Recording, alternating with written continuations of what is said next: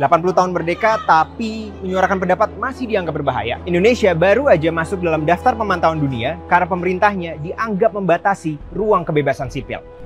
Civicus, aliansi masyarakat sipil dunia yang telah 30 tahun memantau kebebasan sipil di lebih dari 175 negara, sebenarnya udah lama ngasih Indonesia label obstructed atau terhalang, posisi ketiga dari 5 level kebebasan sipil. Tapi 9 bulan pemerintahan Prabowo Gibran berjalan, tren kebebasan sipil dinilai memburuk karena sejumlah faktor.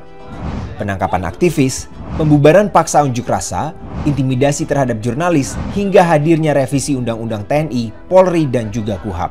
Dan gara-gara faktor tadi, Indonesia menjadi negara yang dipantau khusus oleh Civicus bersamaan dengan negara seperti Turki, Amerika Serikat, El Salvador, Kenya, dan juga Serbia. Dan kalau nggak ada evaluasi untuk beberapa bulan ke depan, Joseph Benedict, peneliti Civicus untuk Asia, memprediksi bahwa Indonesia akan naik kelas untuk menjadi negara yang semakin represif. However, our concern is that Indonesia is heading in the wrong direction. It's heading towards the repressed category, which is the second worst category. Now, why is this? As I said, there is a climate of fear for human rights defenders and journalists. In the first 6 months of this year, more than 100 human rights defenders have been criminalized or face threats and intimidation. And we are extremely concerned about the military law that was passed, but also now the Criminal Procedure Code or KUHAP that is going through revisions because they are not consistent with international human rights standards. Menteri HAM Natalius Pigai menolak anggapan kebebasan sipil di Indonesia memburuk. Ia mengaku tak percaya dengan survei asing yang dinilainya berafiliasi dengan kelompok jahat, bahkan menyebutnya sebagai imajinasi negatif. Pigai menegaskan pemerintah justru tengah merevisi Undang-Undang HAM untuk memperkuat perlindungan dan mengklaim Indonesia saat ini mengalami surplus demokrasi dan hak asasi manusia. Kebebasan apa yang dikekang? Kebebasan apa?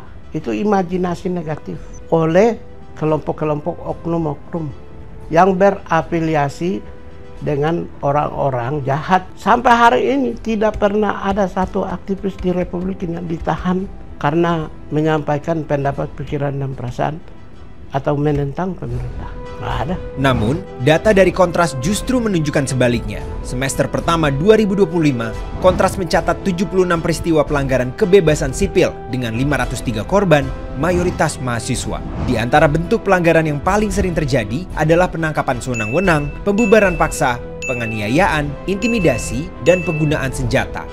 Polri menjadi pelaku dominan, disusul orang tak dikenal, pemerintah, TNI, dan pihak swasta. Kontras menilai aturan perlindungan kebebasan sipil sebenarnya sudah ada, tapi praktik di lapangan sering melenceng.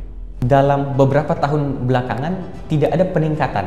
Jadi ada stagnansi terhadap situasi perlindungan dan penghormatan terhadap hak warga negara. Di tengah represi yang meningkat, suara perlawanan tetap hidup.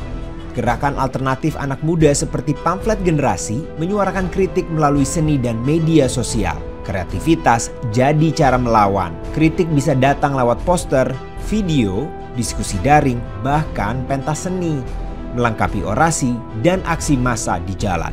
Mungkin dari kita nggak selalu bisa nyaman gitu untuk berorasi, melakukan hal-hal yang secara gamblang di depan publik, tapi lebih nyaman dan kena gitu secara afektif.